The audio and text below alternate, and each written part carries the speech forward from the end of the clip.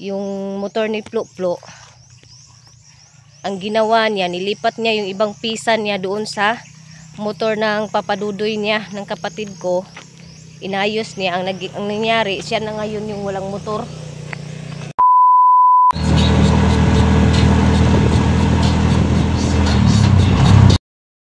Good morning mga maring!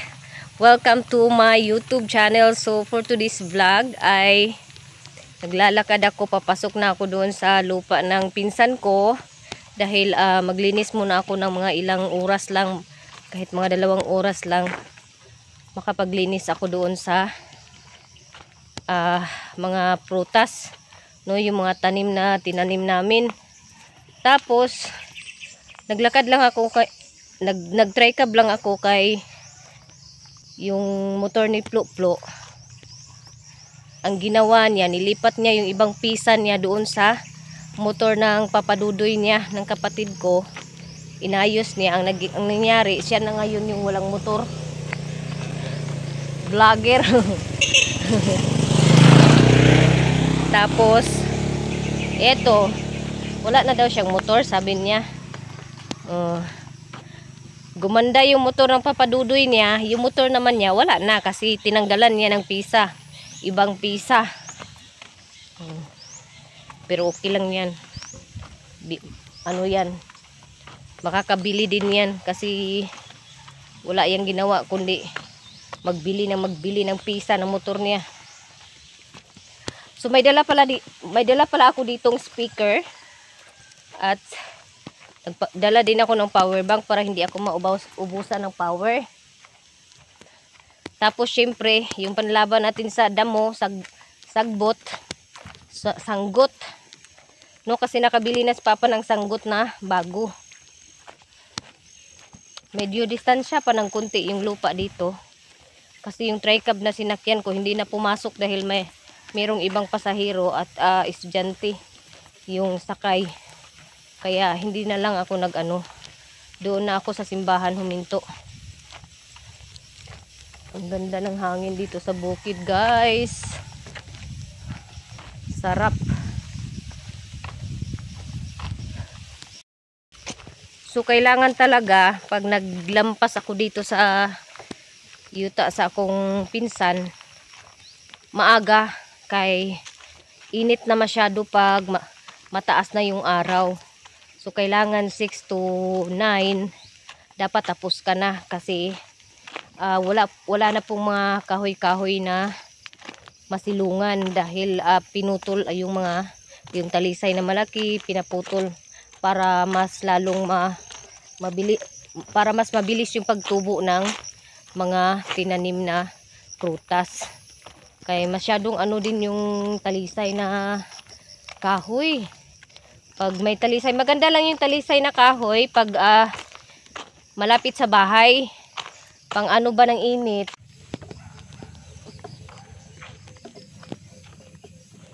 So andito na ako, papasok na po ako. Medyo tahimik talaga yung bukid, no.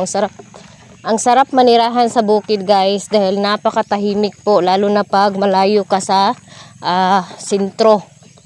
So maganda tumira sa malayo sa sentro dahil hindi masyadong maingay. Merong baka nakaharang sa daan, oh. Kanino kayang baka itich nandito sa daan? Siguro ila manong tibo to, lalaki. So maganda din pag mayroon kang alagang baka na lalaki, kay mo siya, pwede mo siyang i-train na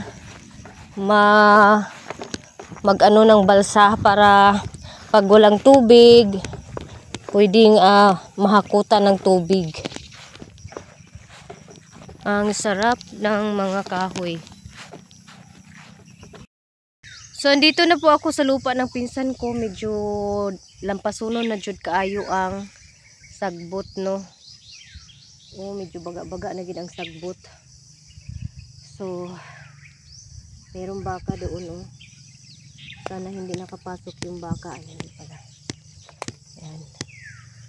Kaya maganda talaga na gisuggest ko na iano talaga yung lupa, aning labaton, kay para makaiwas ng ano ba, maiwasan yung mga baka na pagala-gala. So mag-start na ko guys, kay medyo dali ra kayang adlaw musaka. Oh my god, mayroon akong ulam nakita, ang lalaki. Ito oh. Hala. Kay sarap man ito. Hala, ang dami siguro nitong tumubo dito ba. Maghanap ako mamaya kay masarap yan ano paksiw. Pero mamaya na ako maghanap no, mauna muna ako magtrabaho.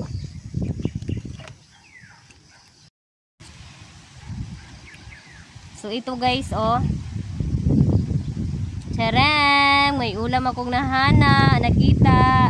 Marami siguro ditong tumubo ba. Kaya mamaya pagkatapos ko maghanap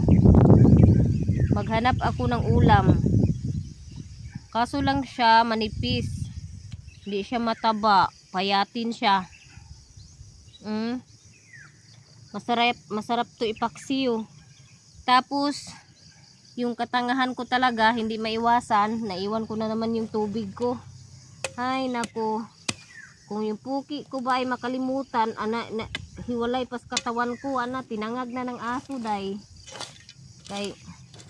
Tapos wala akong dalang puspuro pala. Ang dami kong kulang, pero hindi naman kasi to mag-apoy yung kahoy ngayon kasi kagagaling lang umulan. Dito ako mag-start oh. Dalhin natin tong ito. Kay magmusik-musik tayo mamaya. Dito ako mag-start. Uy, medyo basa talaga. Yung dahon. Yung damo ba basa. Yamog. Kay maulan-ulan kasi pag dito na ako mag-start siguro. Kay hala, okay lang kaya tumabasang speaker. Diyan muna bi.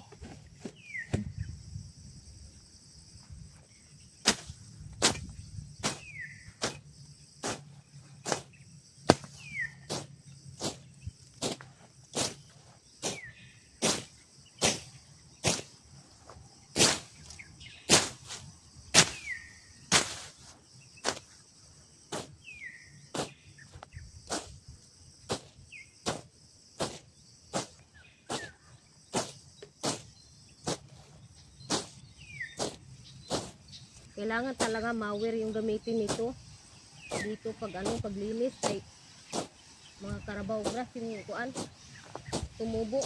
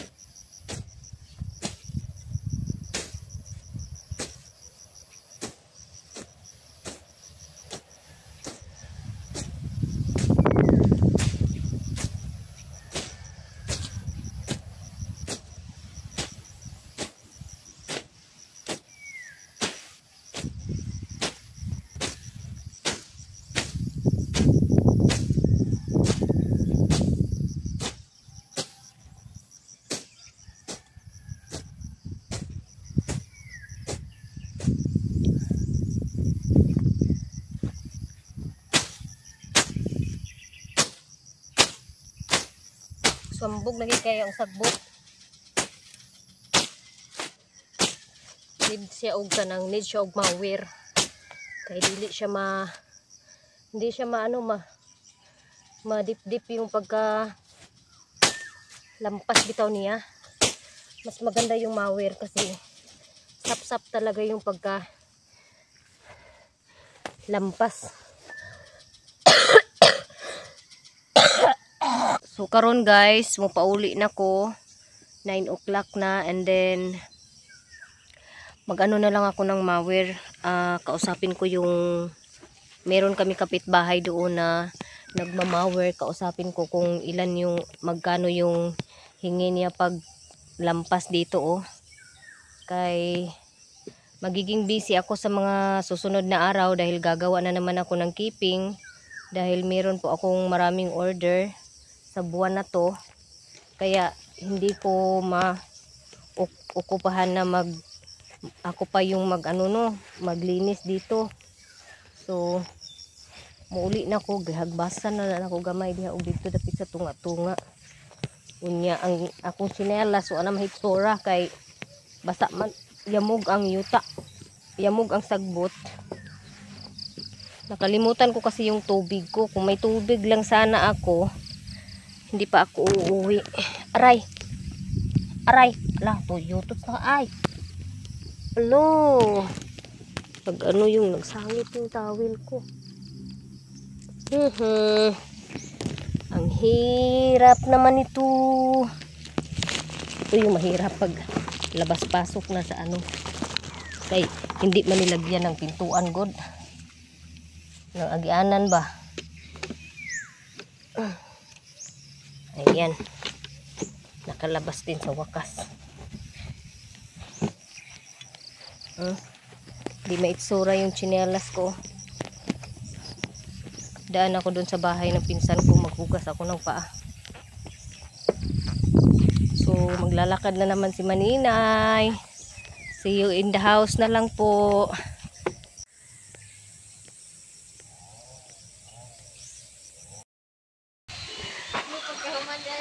Lo, pagkahuman. Palita ko de. So andito ako sa tindahan.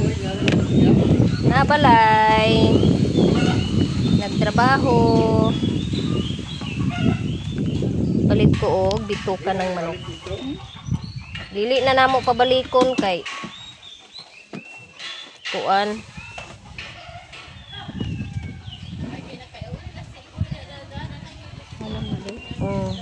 Kuan na sukar na ako ikonti nga halang.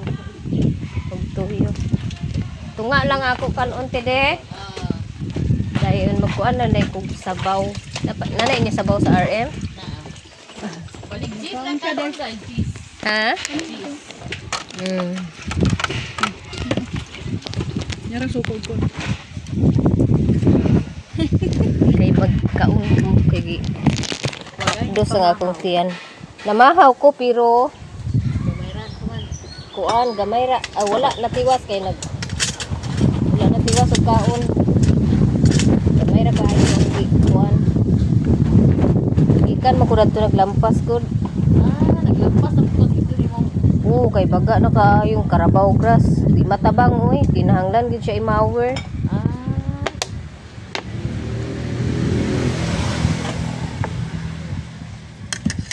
Ayun yung siliti. Halang na kay niti.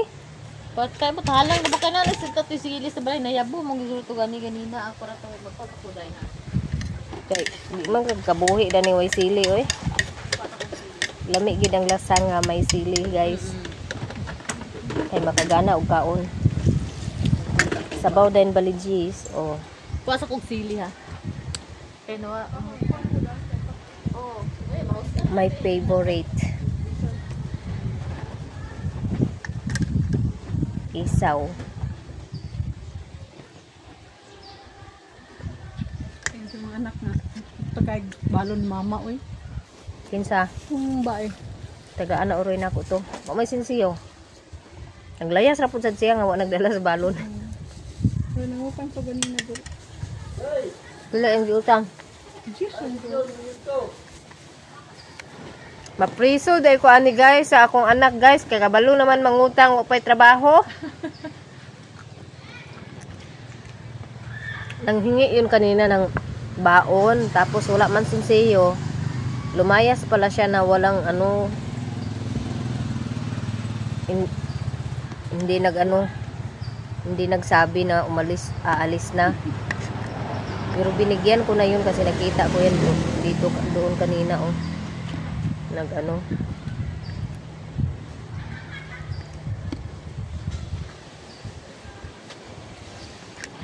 Pag-antay ako ng sili kay masarap yung sili.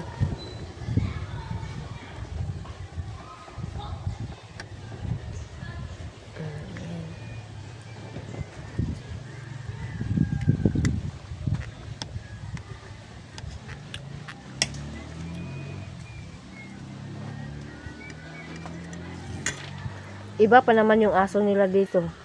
Kasi pag pinabitay-bitay mo yung pagkain mo, magtaka ka na lang, wala na. Ay, hindi, manok. Yung manok pala.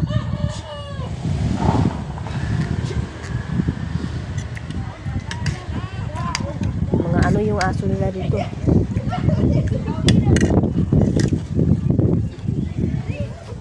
Medyo maanghang yung suka pero kulang pa rin para sa akin, kulang pa rin.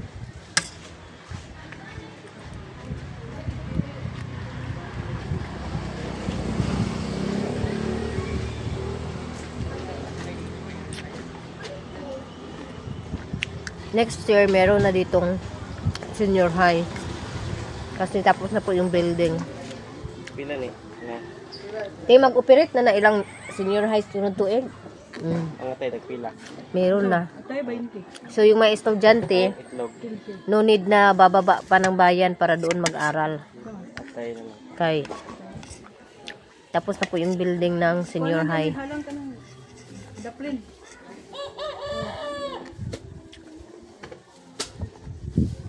Kano sa bakasyon to eh? 14-15. 14-15? Ay, oh, ako. Dani lang na kumot. Nari day. Atay ra yun, atay. Pagka-cute sa sili. Cute kaayo. Diba kabuk ako. Pagpasok kong sabaw ron day. Sama sabaw ra? Ay, atay. Kani mo? Oh, para na daw. Lala. Ha? Wala. Aw. Agad daw ko kumangod sa iya. Kuha pa daw. Sila ya po ang bensin ko na. That's the thing. Then kaya na po content kagapon.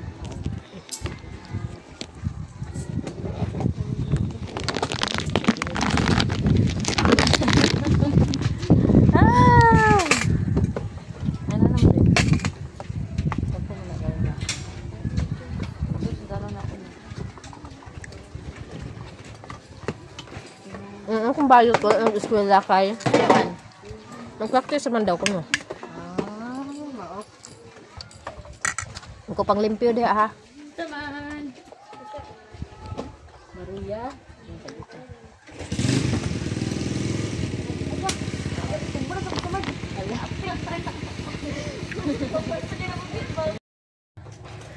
Grabe yung.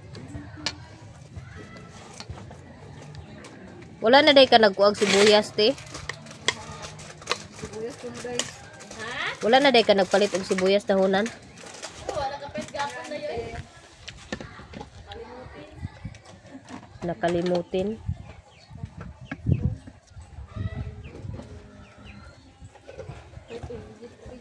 Uy, init gid ay.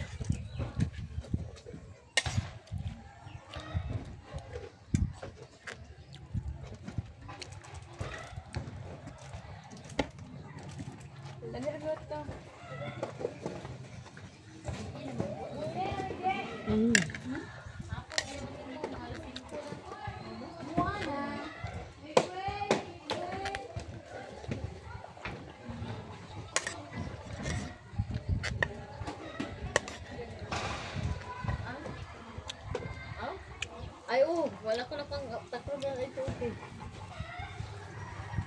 Ano mo yung kuan?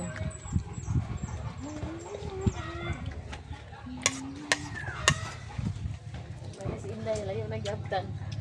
No. Layo nagiabtan lagi. Sponsor.